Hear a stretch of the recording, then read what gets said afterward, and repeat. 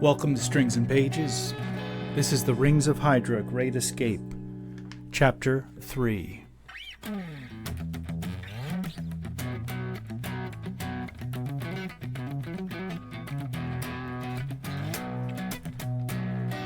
After eating much better than they possibly ever had in their lives, the Hagans were en route to their new home.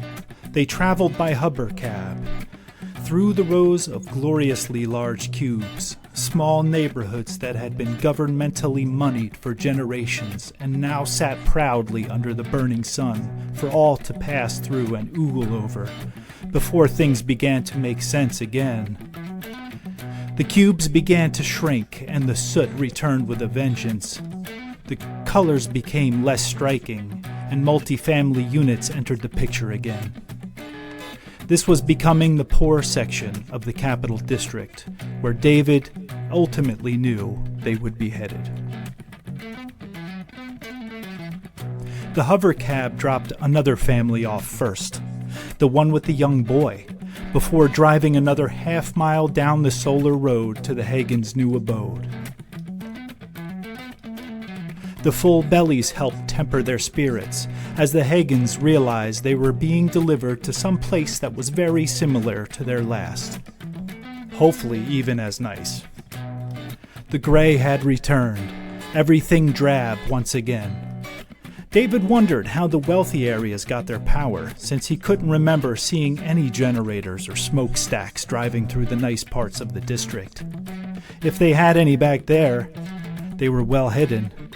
This place, on the other hand, smokestacks galore. Another thing once again present was the garbage. Piles of litter drifted along the cubes, blowing gently in the breeze and collecting in all the right angles. The cab stopped in front of a cube and a voice came through its driverless dash. "Here we are, Hagans. Home sweet home." "Is that you, Wall?" Joe asked, unable to help himself.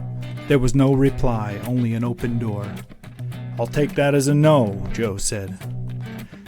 David, Melinda, and Brian climbed out and stretched, while Joe stayed inside the cab. "I suppose I'm next," he asked. A moment of silence. "Cab? Can you take me to Joe Hagan's cube, please?" After a brief pause, the voice from the dash said, "This is the residence of David and Joe Hagan. I will pick you up for your shift at 0500 hours Monday morning. Have a nice day." Joe looked at his brother with a look of chagrin.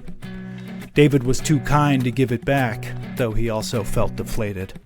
He loved his brother, of course, but he would choose not to shack up with him in a tiny house if he had the choice. Once again, beggars. No choice. At least this cube was a tiny bit larger than the last one they called home. Joe climbed out of the cab. His jovial mood had disappeared faster than all the yuppie shops on this side of the district. "Let's see what we've got before we're getting all upset," David said while sticking his eye into the scanner. The door opened. It was anticlimactic, but it was familiar. David stepped aside, allowing his wife the honors of going first. They could see the entire inside of the cube from the front entrance. And since the old Hagan's home was only slightly smaller than the new Hagan's home, this was okay. It wasn't a downgrade anyway. The biggest difference was that there were now 2 beds, one on each side. The saddest difference was that Brian's little bassinet was missing, and in its place was a squeeze box-style retractable partition to cut the cube in half straight down the middle. Everything else was much the same as they remembered home to be. A tiny kitchen nook, a microscopic bathroom stall, the GAD issued watching glass for pumping propaganda into their heads, and, well, the door. "It'll do just fine," Melinda said. "Brian will sleep with us until we figure something else out." She sat on the bed and stroked his head. "It's great. Thank you for keeping us alive and safe, David." "Don't thank me," he replied and accepted her kiss. "You and that mouth of yours are just as responsible for finding another cube so quickly."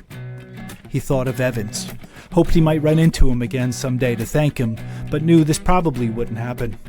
He also wished he lived a different life altogether. one where he wouldn't have to beg and plead for another pathetic home for his family. It was degrading, but it was reality. It was also time to settle in.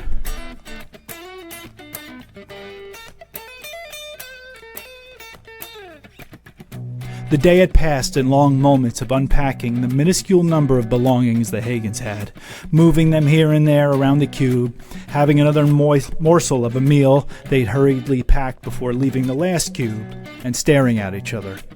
The sun had set, and now it was time for their first slumber, together. "Good night," Joe said, pulling the accordion door closed.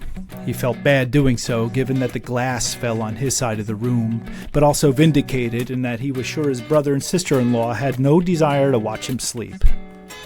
"Good night, brother," David replied, followed by Melinda.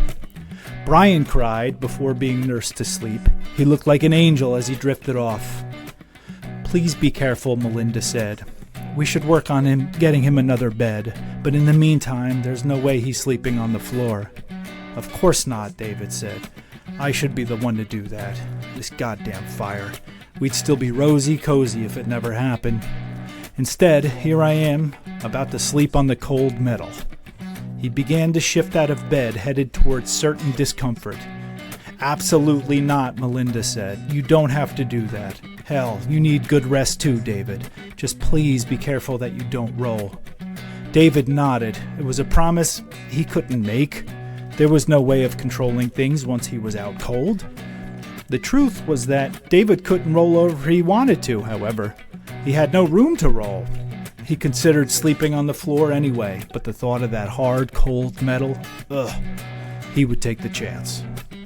And it didn't take long for all to fall deeply asleep. Baby Brian lying like an angel on his mother's chest. The wind howled outside, like generations of spirits of long-forgotten souls wailing against their eternal fate. The gusts came in crying waves. The darkness was just as heavy. The new cube was so similar to the old, but the outside world brought novel sounds. One of them was alarming.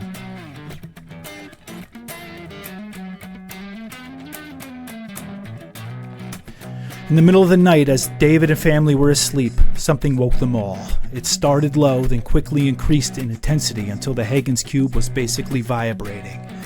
"This can't be happening again on the first night," David said while climbing out of bed. Brian woke and began to cry, which woke Melinda as well. "What's happening?" she asked, clearly shaken. "You guys hearing this?" Joe asked from the other side of the partition. "We're up," David replied, opening the wall. The cube was once again a room. "It doesn't sound like a mob," Joe said, rubbing his eyes. "I'll crack the door and look out," David said. He placed his hand on the knob and opened the door, peeked his head into the night. There was no mob in sight. In fact, there was no one at all in the street, yet the thunderous noise prevailed. Then it hit him. The Hagen's new cube was directly in front of the rail line. He closed the door and slinked back inside. "That, dear family, is the soothing sound of Ring 2 Central Rail," Joe said with a healthy dose of sarcasm. He shook his head. "We really hit the jackpot with this place." "How often will this happen?" Melinda asked over the noise. "I have no idea," David answered. "Probably once or twice a day," Joe said. "I can't believe I didn't realize that's what it was. I've never heard it travel full speed before. Man, it's loud. I guess we'll have to get used to it." David looked at his brother with defeat and fatigue in his eyes. "I don't know if I'll ever get used to this, any of it." Joe could have taken that comment to heart, but he knew what his brother meant. He felt it too, after all. After dividing the cube once again, they hit the sack with their hands over their ears until the train passed. It didn't last much longer, yet they tossed and turned the night away. Rings of Hydra, Great Escape Chapter 3. Thank you for your time, and your ears, and your attention. Please like or subscribe. It means the world to me. Thank you. Love you. See you on the page.